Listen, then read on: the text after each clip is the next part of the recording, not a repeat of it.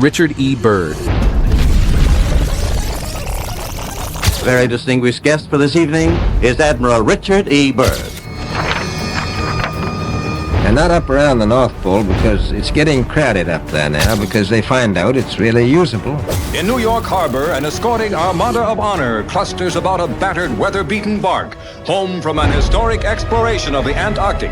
Man is going to go after it to try to find out what it is, to attempt to conquer it, and to learn how to live in it.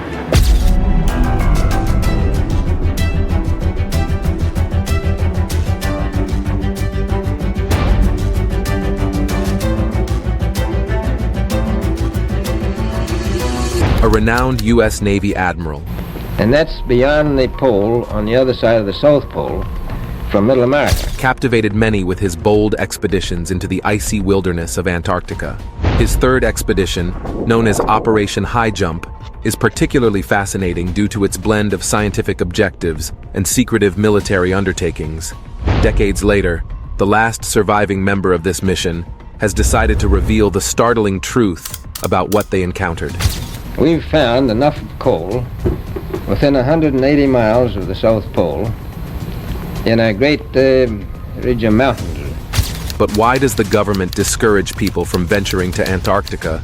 Let's uncover the chilling reasons behind the dangerous death trails that marked these historic expeditions. U.S. military expeditions in the frozen land of Antarctica.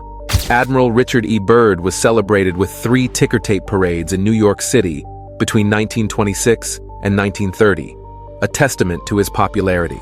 Beyond the fanfare, Byrd was one of the few American military officers to have a medal created with his own image on it, a mark of his exceptional status. His drive to always be first seemed to push him towards these frozen adventures. This need to lead and be first was evident when he became the youngest admiral at the age of 41, a record that highlighted his ambition. His adventures were not just about exploring. They were about conquering new challenges and setting records. From the early 20th century, Byrd organized 5 significant trips to Antarctica. He personally funded the first 2 expeditions, with additional financial support from enthusiastic backers who believed in his vision. His first expedition in 1928 utilized 2 ships and 3 airplanes, aiming to map the landscape, take photos, and collect rock samples. By maintaining regular radio contact, his team managed to carry out their tasks methodically and effectively. In 1933, during his second expedition, Byrd experienced a life-threatening incident where he nearly died from carbon monoxide poisoning due to poor ventilation in his stove while isolated at a weather station. This incident highlighted the personal risks he took in his quest for discovery. Despite the valuable scientific data these initial expeditions provided, it was Byrd's third trip that started to raise eyebrows, especially as it came at a time when the U.S. government began showing a keen interest in his activities. This expedition took place from 1946 to 1947 and was part of a larger effort to test U.S. military capabilities in freezing weather conditions.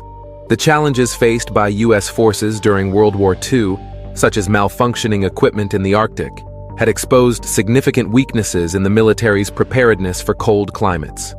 Operation Highjump involved setting up a research base on the Ross Ice Shelf in Antarctica, which served both as a testing ground for military equipment and as a strategic move to possibly extend U.S. territorial claims. The task force aimed to test the durability of ships and aircraft against the harsh Antarctic conditions and to map out a significant portion of the continent, potentially to secure it strategically for future military use.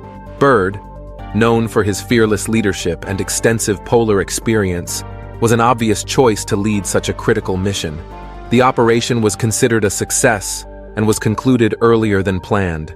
This success led to improvements in military equipment for cold weather operations, preparing U.S. forces for possible future conflicts in similar conditions. For instance, enhancements were made to B-29 bombers, enabling them to operate from colder, northern bases like Alaska, potentially in readiness for conflicts with the Soviet Union. Byrd's contributions to polar exploration and military science were substantial. However, The intertwining of his scientific pursuits with military objectives adds layers of complexity to his endeavors. These missions not only advanced knowledge of the polar regions, but also played a strategic role in military planning during a tense period of global politics. While Byrd is often remembered for his daring and scientific curiosity, his expeditions also reflect a time when exploration was deeply intertwined with national interests and military strategy. His legacy is a blend of heroic exploration and pragmatic military science, illustrating the dual nature of human ambition and the strategic use of knowledge for national advantage. As much as he was an explorer, Byrd was also a key figure in using his discoveries to bolster U.S. military and strategic interests in the polar regions. The story we often hear about a military drill in Antarctica, involving an impressive array of 14 ships, 33 aircraft, and around 4,700 heavily armed men, doesn't really add up when you think about it.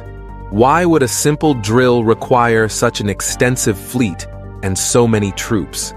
The arsenal included 2 destroyer tankers, 2 loaded seaplanes, and even an attack submarine, all decked out with the best weapons the Navy had to offer. For a so-called routine drill, this setup was massively over the top. This all started in late 1938, around the time when Hitler was setting the stage for World War II. He was on the lookout for any advantage, no matter how outlandish it seemed. It might seem pretty odd to think about sending soldiers to hunt for ancient, powerful artifacts on the eve of a massive global conflict, but for Hitler, it made perfect sense. Anything that could potentially help him in the upcoming war was worth exploring. Thus, he greenlit several missions, one of which was particularly confidential, and sent the SS Schwabenland to Antarctica. Aboard this ship were not only scientists and engineers, but also members of the Thule Society, a group with extremist views and a deep-seated hatred for Jews. This society held the bizarre belief that a superior race of beings, which they considered to be the true Aryans, lived inside the Earth, with an entrance hidden somewhere at the South Pole. The mission of the SS Schwabenland was twofold: find a suitable spot for a top-secret underground base, and establish contact with these supposed Aryans to gain access to their advanced technologies for the war. By January 1939, the ship arrived at the Antarctic coast and began a detailed mapping operation over the next few weeks. One of the most startling discoveries during this operation was an Arctic oasis, a large area about 150 miles inland that was completely free of ice, featured warm waters, and even supported plant life, all highly unusual given the surrounding frozen landscape. This warmth was attributed to a geothermal vent under the ocean, making it an ideal spot for setting up a base, which would later be known as Nazi Base 211. Dive deeper into Byrd's daring travels as he faces dangers in the pursuit of undiscovered lands. The mysteries beneath the Antarctic. The size and scale of the military deployment for what was officially termed a drill seem excessive and suggest that there might have been more to the story. It looks more like a front for something else, perhaps a mission with hidden motives linked to Hitler's bizarre quests for supernatural advantages. So why does all this matter? If it was truly just a military drill, the investment in such a large-scale operation, far from any real conflict zones, raises eyebrows. Was it a practice run, a show of force, or a hidden agenda under the pretense of a drill? The pieces of the puzzle just don't seem to fit the simple explanation provided. The entire operation, shrouded in a veil of secrecy, aligns too conveniently with the timing of other Nazi activities, suggesting a link between this so-called drill and the regime's interest in occult and potentially world-altering discoveries. By choosing such a remote and challenging location, the mission's planners almost guaranteed that whatever was going on would stay under wraps. During the Second World War, Base 2011 grew to be as big as a small city.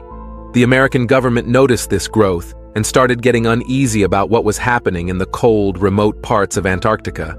It seemed they were reminded of the old saying about keeping your friends close and your enemies closer, which likely influenced their decision to launch Operation Highjump. This operation was initially planned to last between 6 and 8 months, but was surprisingly cut short. Officially, it ended after just 40 days, due to what was described as an early winter and worsening weather. However, this explanation didn't make much sense, because it was February, the middle of summer in Antarctica, a time when the weather should have been most suitable for their tests in the cold. This sudden and unexplained wrapping up of the operation started making people wonder and speculate. Why would such a well-prepared and heavily equipped group be pulled out so quickly? What were they suddenly preparing for back home? For a long time, no one really knew the answers, and everything about the operation was shrouded in uncertainty until an intriguing piece of evidence came to light: a diary. Admiral Byrd, a key figure in the operation, was in the middle of a live radio broadcast while flying over the South Pole. This broadcast was meant to be like a real-time update, similar to how a social media influencer might share their experiences with followers. Unexpectedly, Byrd's communication was cut off, and he went silent for nearly 3 hours.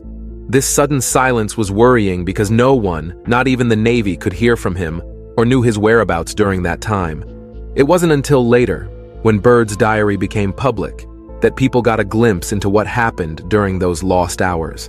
In his diary entries, Byrd described flying over a mountain range and then seeing something completely out of place: a valley with a small river or stream running through it, surrounded by greenery.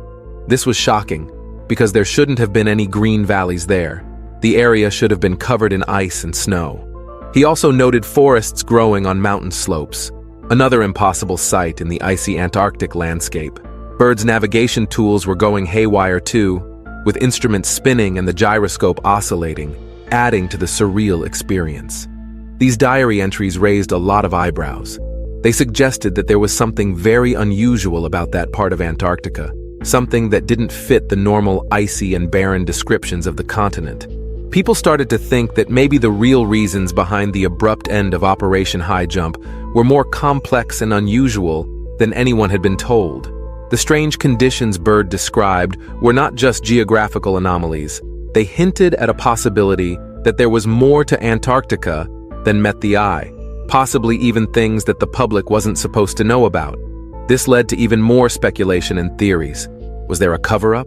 What was so special about this green valley and these forests that could make the Navy end such a significant operation prematurely? The questions continued to multiply, and the answers remained elusive. What was documented in Byrd's diary provided just enough information to keep the curiosity alive, turning the operation into a subject of debate for years to come. This ongoing puzzle still invites discussion and investigation as people try to piece together the true story of what happened during Operation Highjump and why it ended so abruptly. Admiral Byrd's account of his experience in Antarctica sounds more like a wild tale than a scientific report. He claimed to have discovered a place that just doesn't fit with what we know about one of the coldest, most barren spots on the planet.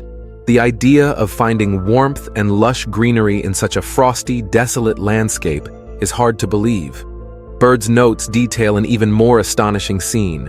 He said he saw animals that looked like mammoths, creatures that have been extinct for thousands of years. According to his account, he flew closer to get a better look, and confirmed what he initially thought impossible. There was indeed a mammoth-like animal roaming below. This part of his story begins to stretch credibility to its limits. Things get stranger from there. Byrd described coming upon what looked like a city.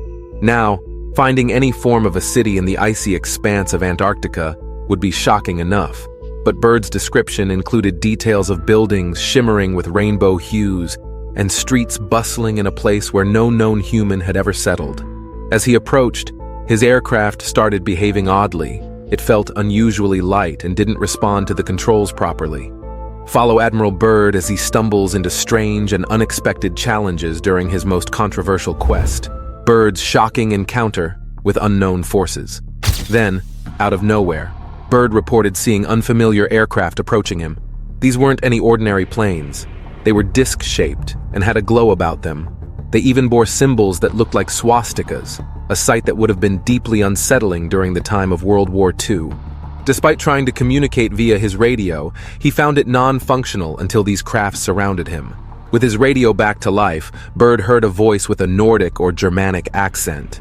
In the middle of a global conflict, hearing such an accent and being told to trust the speaker might feel like a scene out of a spy novel. Without any power over his own plane, which seemed to be under some external control, Byrd had no option but to go along with whatever was happening. His plane landed on its own, smoothly and without guidance. Upon landing, Byrd saw people walking toward him. They were tall, had blonde hair, and didn't seem threatening. No weapons were in sight.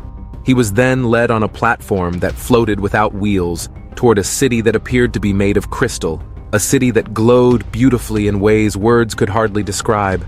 Inside this city, he was taken to a large building to meet someone referred to only as the Master. This person, an older man with a gentle demeanor, welcomed Byrd warmly. He mentioned that Byrd was allowed into this inner world because of his good character and reputation back on the surface of the Earth. He was in a place called the Domain of the Irani, supposedly a hidden world beneath the Earth's surface. Byrd was totally stunned. If there's any truth to what the Master had said, it would completely turn our understanding of the universe and Earth on its head. This is because the idea that was thrown at him sounds pretty wild. It's called the hollow Earth theory. Imagine if the Earth wasn't a solid ball of rock, but rather had giant, empty spaces inside. Some folks really believe that these spaces exist, and that you can actually get to them through big openings at the North and South Poles. This idea isn't new. Back in the 1690s, a smart guy named Edmund Halley, who was an English astronomer, told a big group of scientists in London that he thought Earth was made up of several layers, kind of like an onion. He believed that these layers could spin around and that there might be space between them where creatures could live. Fast forward to the 1810s, and another man, an American named John Cleves Sims, built on Halley's thoughts. He said that there were actual holes at the poles that led to these inner spaces. Over the years, this theory has attracted a colorful mix of beliefs. Some people say that this inner part of the Earth is home to all sorts of beings, aliens, ancient Vikings, and even Nazis trying to hide after losing a big war. There's also a tale that ties back to the Bible, suggesting that Adam and Eve were kicked out from this inner Earth to live on the surface, while lost tribes moved from the surface to the inside. These stories suggest that powerful groups, like governments, have worked hard to keep these ideas from becoming public. They say this information has been dismissed and hidden away, making people think it's just make-believe. But if Byrd really found out something that supports this theory, it might mean that what we've been taught about the world could be a big lie. Now, the reason the Master reached out to Byrd wasn't just a random chat. He recognized Byrd as someone important, whose words would be taken seriously by people living on the outside. The Master's message was urgent and tied to a recent, scary event, the dropping of atomic bombs on Hiroshima and Nagasaki. This event had shocked those living inside the Earth, prompting them to send out their own advanced aircraft to see what was happening. This part of Byrd's story lines up with multiple sightings of UFOs around that time, especially near places where nuclear power was used. Strangely enough, these UFO sightings often matched up with times when these nuclear sites had problems or were strangely messed up. Adding to the intrigue, people have reported seeing strange things and experiencing weird events around nuclear plants that might suggest some kind of tampering or surveillance from unknown forces. This ties back to some famous stories, like the one about the Solway Firth spaceman, a strange figure seen in a photo that couldn't be explained. All these elements create a web of tales that challenge our usual understanding of the world. What Byrd stumbled upon, according to his conversation with the Master, might just be the key to uncovering a hidden layer of reality. This idea suggests there's much more beneath the surface, both literally and metaphorically. If Byrd's revelations hold up, they not only challenge the scientific consensus, but also hint at ongoing efforts to control or steer public perception.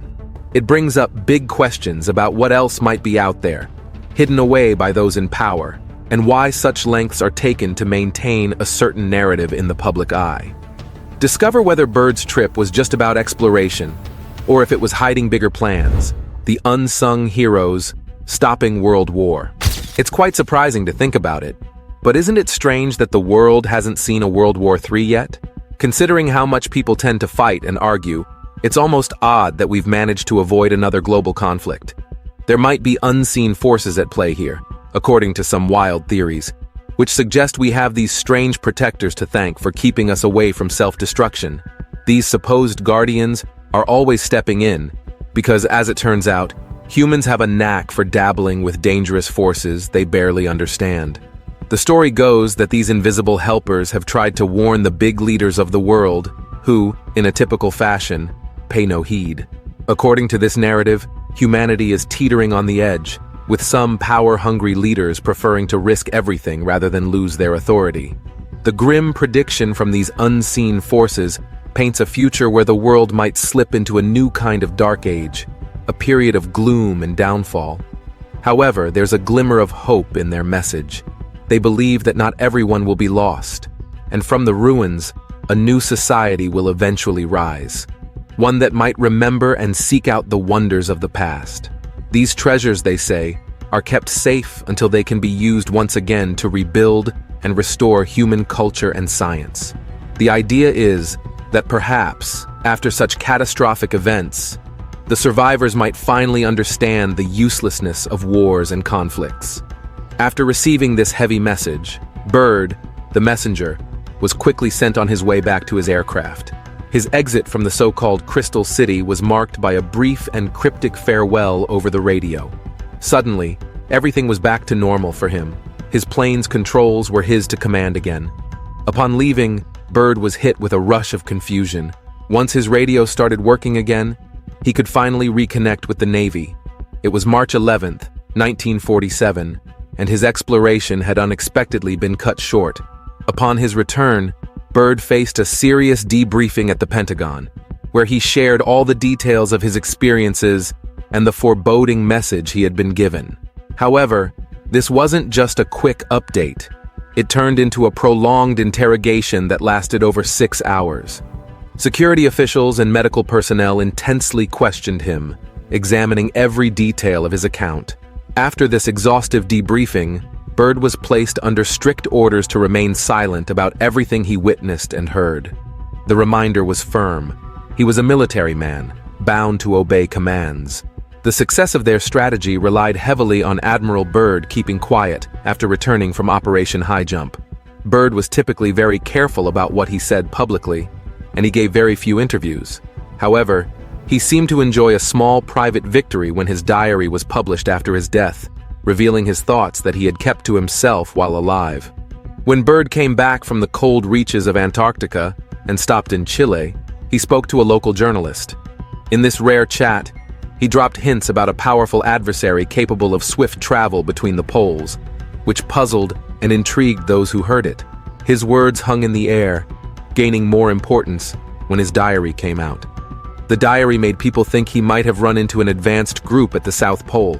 The situation became more complicated with the death of James Forrestal, the Secretary of Defense at the time. His death was officially recorded as a suicide. He supposedly jumped out of a window at a psychiatric ward in Maryland soon after the expedition. Forrestal had been openly supportive of the idea that aliens were real, and he had wanted to share this information with the American public. However, his beliefs led to him being labeled as unstable, and he was put in a mental hospital. His untimely death shut down any chance he might have had to share what he knew about Operation Highjump. This closure seemed all too convenient, leading many to suspect that there was a deliberate effort to keep certain information from coming to light. These events fed into a larger story of intrigue and unanswered questions.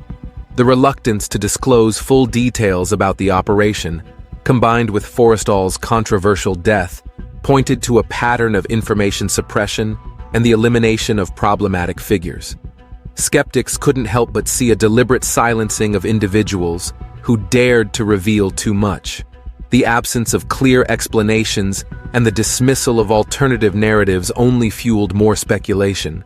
People began to piece together their own versions of the truth, pondering the potential implications of Byrd's encounters and Forrestal's adamant belief in extraterrestrial life. As the public delved deeper, they re-examined Byrd's sparingly given statements and Forrestal's advocacy for alien existence. drawing connections between their experiences and their fates.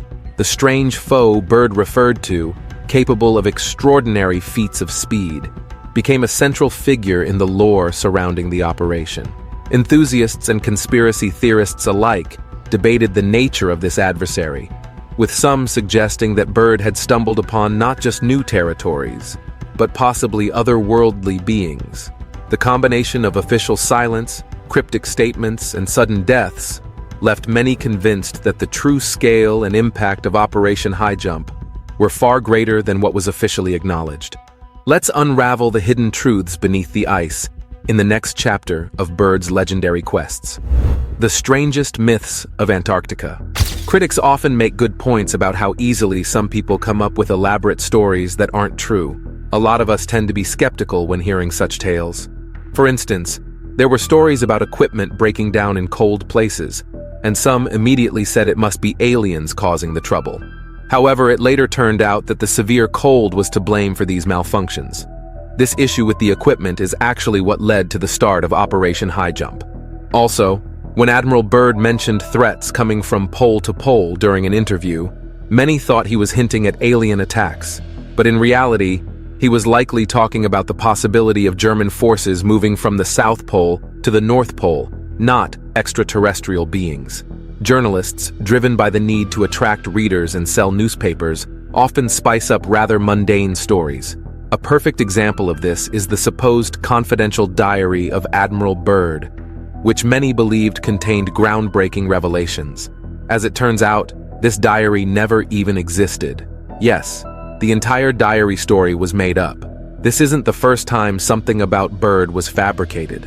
For years it was believed that Byrd was the first man to reach the North Pole, a claim that stood unchallenged during his lifetime and for years after his death. Eventually, some curious skeptics looked into this claim and found it wasn't true. Unraveling the truth about Byrd not being the first to the North Pole opened up a lot of questions about what else might have been exaggerated or misrepresented in the tales of polar exploration. This revelation has made people even more cautious and questioning of what they are told about such expeditions. Furthermore, the fact that Byrd's diary, which could have clarified many things, turned out to be a myth only adds to the skepticism about any dramatic stories surrounding his adventures. What's equally curious is how countries around the world, which are often at odds with each other over minor issues, seem to come together in agreement when it comes to Antarctica. This is seen in the Antarctica Treaty, established in the 1960s, which sets rules for how the continent should be managed. This treaty is interesting because it shows a rare moment of agreement and cooperation among countries that usually don't get along. The treaty says that Antarctica should be used for peaceful purposes and scientific research only, and it strictly controls who can visit the continent. Generally, you can't go there unless you're a scientist or have a special permit. The restrictions on who can visit Antarctica make a lot of people wonder what's so special about this place that it needs such tight control. While it's known as a land of ice and penguins, the level of international agreement and the closed nature of access suggest there might be more going on there than just scientific research.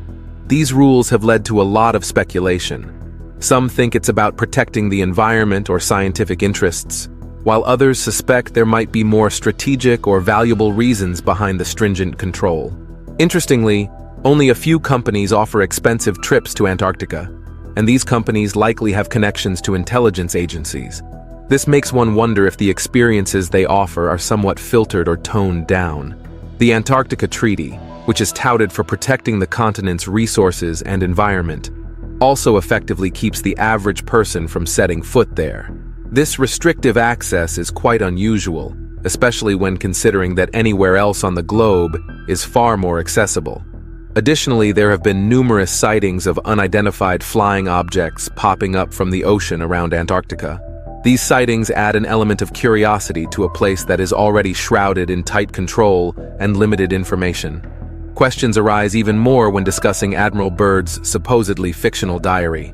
Among the tales, one particular detail stands out. Byrd was reportedly missing for 3 hours during one of his flights. This gap, where no one could contact him, and the fact that he managed to fly for such a long duration without refueling, makes people scratch their heads. What was happening during those hours? Why was there no contact? These are questions that linger without clear answers. The plot thickens with the unsettling deaths linked to Byrd. The Secretary of Defense at the time, known for his outspoken views, died under circumstances that many find hard to explain as just a simple death. This incident alone might raise a few suspicions. But then there's the tragic end of Byrd's son. He was found in a rundown warehouse in Baltimore just days before the diary, which many believe to be fake, was supposed to come out. The official cause of his death was stated as malnutrition and dehydration. How could the son of a prominent family from Massachusetts die from such causes? This seems out of place and raises more doubts about the whole situation. If these events are all just coincidences, they certainly line up in a very unusual way. The pieces of the story, when looked at together, suggest there might be something more going on than the public is led to believe. From restricted access to the continent, strange flying objects, and strange deaths, each element seems to hint at hidden layers and possibly undisclosed motives.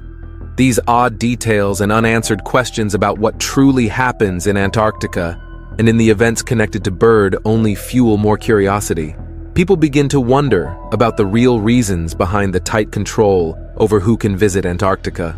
They question the true nature of the place beyond its icy exterior and penguin populations. Why is there such a high level of agreement among countries about this one continent? Why do the stories told about it feel incomplete or sanitized? It becomes hard not to be skeptical or to take everything at face value.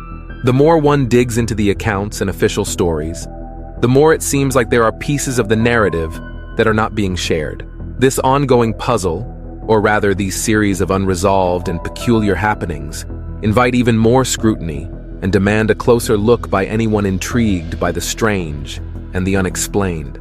Could Admiral Byrd's Operation Highjump have been more than just a test of military might, perhaps a cover for securing unknown resources or lands? What do you think lies beneath the ice? Share your thoughts in the comments, and don't forget to like and subscribe for more intriguing explorations into history's riddles.